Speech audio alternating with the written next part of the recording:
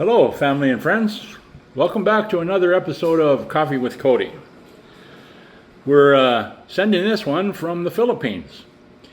I thought I'd talk a little bit today about what I had to do to set up the journey to here, and then tell you a little bit about some of the events that I'll be, not necessarily events, but sites that we'll be attending, and be sharing those with you as we get further on down the road here.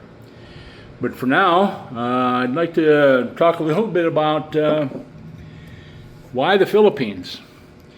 Well, I took my own YouTube journey and watched some videos and got interested in it, and quite possibly I'm contemplating moving here. I was here back in January and February for a visit, and I rather enjoyed it. I guess you can only do things like that when you have a little adventure in your bones. So I want to try something before I die. And this was one of the journeys. When I was here, I met some great people. I love the culture, the country. One of the things going for it is that first of all, my Catholic religion is important to me, and I would say roughly 75 to 85% of the nation here is Catholic. And then on top of it, English is one of the most common languages spoken, along with Filipino and Tagalog. So the culture barrier isn't as big as you think. Now, in looking at the videos about the Philippines, the climate, I'll tell you, when I got here, and you can see my hair, it's a little bit curlier than normal. Part of that is due to the dampness in the air. Now, I've been in some places in the United States, such as Fargo, where we just left, where the temperature was awful hot, and then you had some humidity. Well, we landed here, and I'll say the humidity here is probably 20% higher than it was in Fargo. And it was just as hot. Today they actually broadcast a heat index for the Philippines where I'm at. I am in the province of Bulacan, and the town is called Pulilan. And that's where I'm home base for now, but I'm on a journey throughout the country, like I said. We're starting out tomorrow with a little journey to some volcanoes, and I'll be taking some pictures and photos from there and show you a little bit about that. My first experience with a volcano. I've been in an earthquake before at my brother's in Tracy's in Huntington Beach. That was probably 4.9, something like that. It was enough to shake things, and you could feel it. But volcanoes, not so much. So we'll take a little journey to a volcano and show you what we've got, and I'm kind of looking forward to it. As far as the journey over here, one of the first things I had to do was to research a ticket. Now, I'll tell you that the difference in the prices of airline tickets from January to when I got the one back in probably March or April, almost doubled, and that is due to the increased cost of jet fuel. And most of you know and understand the increase in gasoline prices. Well, it's the same for airline prices, and they pass that on to the consumer just like everybody else. And so the ticket was almost double. But I did want to come back and visit some of the friends that I met, and some more culture, the food. I'll be showing and sharing some of that with you. It is tremendous. For someone like me that's been battling diabetes, I think it's a ticket that I probably want to take. And then again, we're looking at money, the difference in the economy and prices.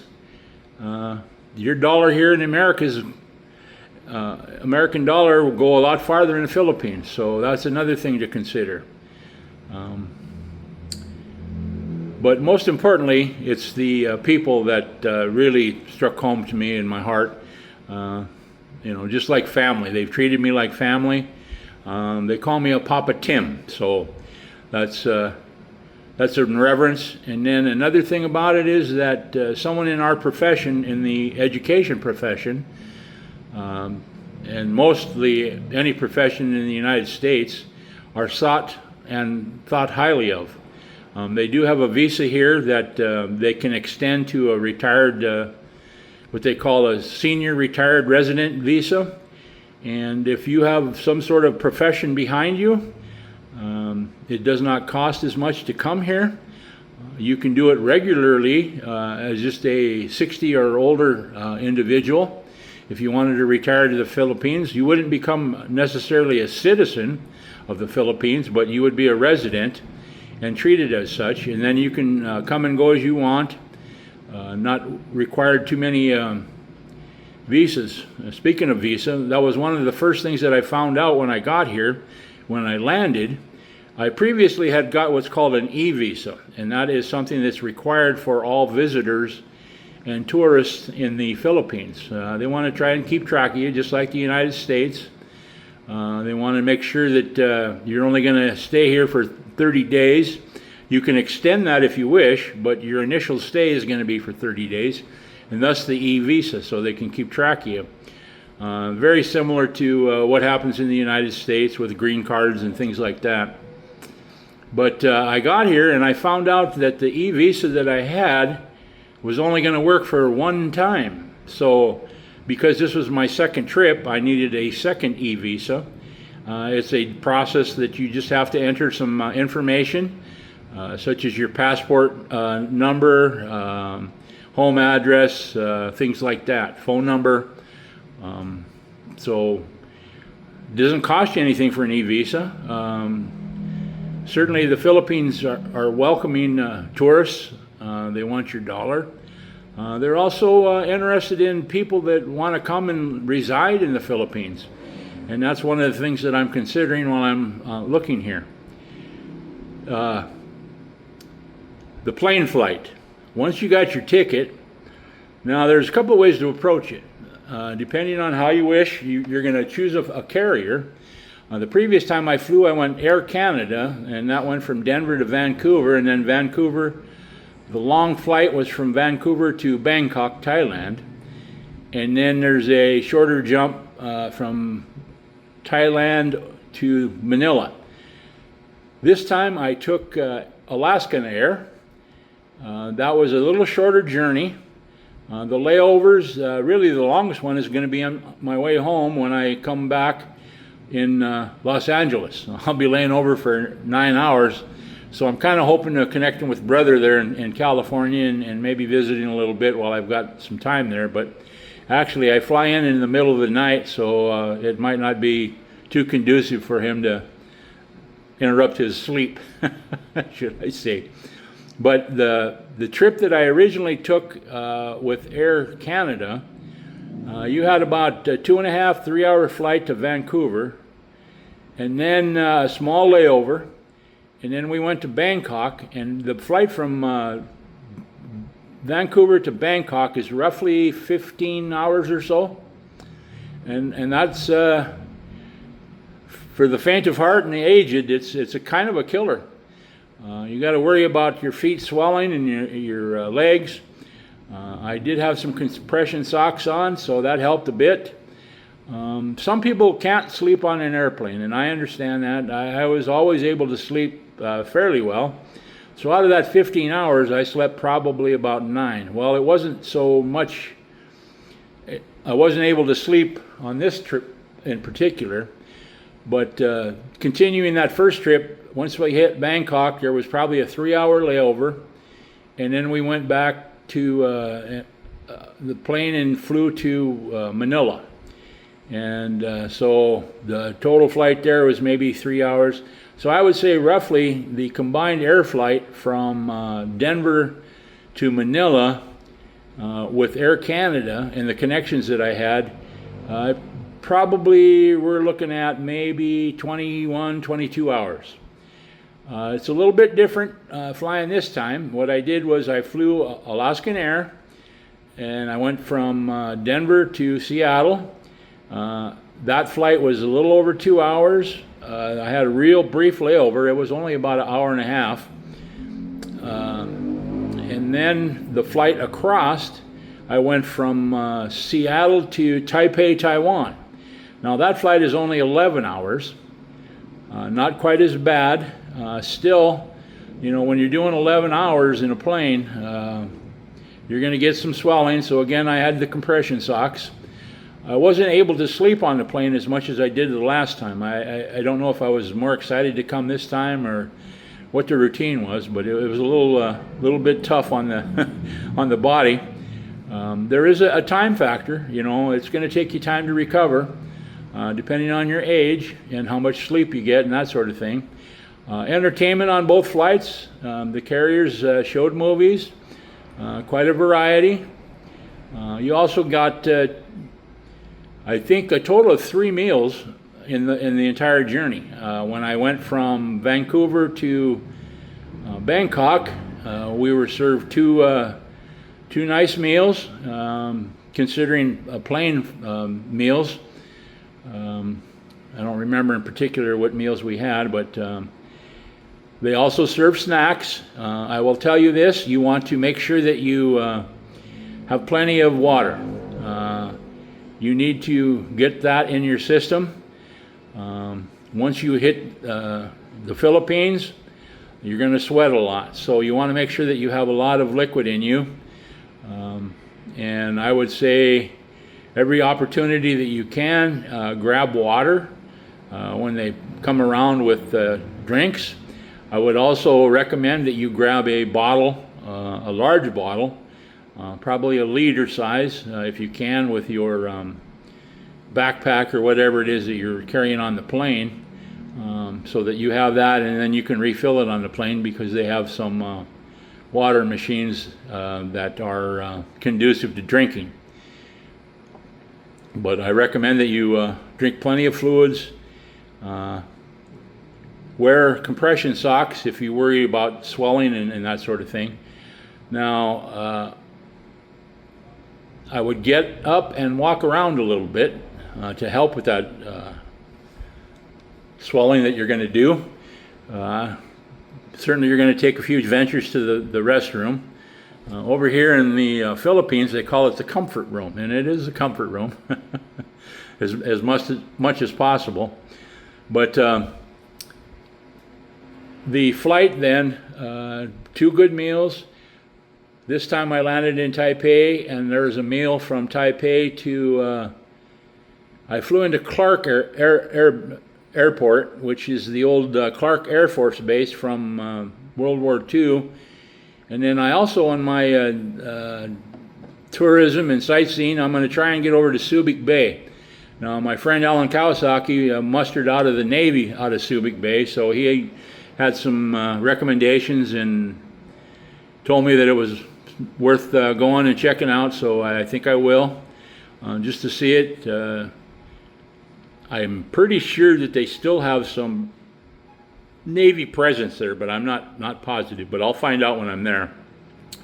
And again, I'll show you plenty of pictures from there and try to keep you abreast as I go through this journey here in the Philippines for a month and share a little bit of what I'm seeing, maybe some of the people. I'm not so sure that they're conducive to talking to the camera, but we'll find out. But anyway, certainly share the culture with you, the food, some of the cathedrals. There's a heavy Spanish influence here, because the Spaniards were the first ones that discovered the Philippines, actually named after King Philip from Spain. And Magellan was the first one that came through here and actually died here in the Philippines. I don't remember if he was murdered or passed away, but he did not complete his around the world trip like he wanted to. But anyway, we'll show you some of the culture and the architecture from those cathedrals. A lot of the houses have the old Spanish influence, kind of a southwest look. You can certainly find the Spanish influence here, along with the American influence. You know, the jeepneys, kind of like it's a bus that they ride. They go around and pick up people. A lot of motorcycles, a lot of three-wheelers. By three-wheelers, I mean a motorbike that has a third carrier on it. I'll try to get some pictures of that too, just so that you get a feel. People are going everywhere. They do have some areas though that are very rural. Lots of crops that are raised, mostly rice. It's a big country for rice. You almost can eat rice every meal that you want. Lots of vegetables, not a whole lot of beef, but they do have some, mostly chicken and pork and, what's the other one that I wanted to say? Fish. How could I forget fish? Plenty of fish. So those are your proteins basically, and lots of vegetables. And I will try to share some of the meals that I'm eating with you. Now on the trip back, we'll be doing much the same, wearing those compression socks. It's going to be a similar flight. I'll go from Clark to Taipei, Taipei to Los Angeles, and then Los Angeles to Denver. You lose a day coming to the west, and you gain going back, or vice versa. I don't remember specifically, but I know that I took off on the evening of the 16th of July from Denver, and I got here the morning of the 18th. Now going back, I think I will be leaving on the 16th, and because I'm crossing the date line going to the east, I'll pick up a day, and I think I get into Denver morning of the 17th, about 10 o'clock or so. So that's a little bit about the journey. I would recommend that if you have a neck roll, you might want to wear that on the plane. They do give you a pillow, a small pillow that you can tuck in behind your head, and then also a small blanket to keep you warm, because it is a little bit cool on the plane. If you're leaving in warm weather and wearing shorts, I would recommend maybe a light, long pair of pants, simply for the fact that you need a little bit of extra comfort. The blankets are awful thin, but they can keep you warm.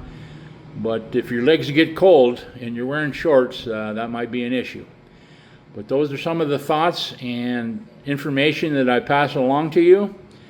As far as the journey over here, for the next video, we'll probably have some scenes from meals, certainly the volcano.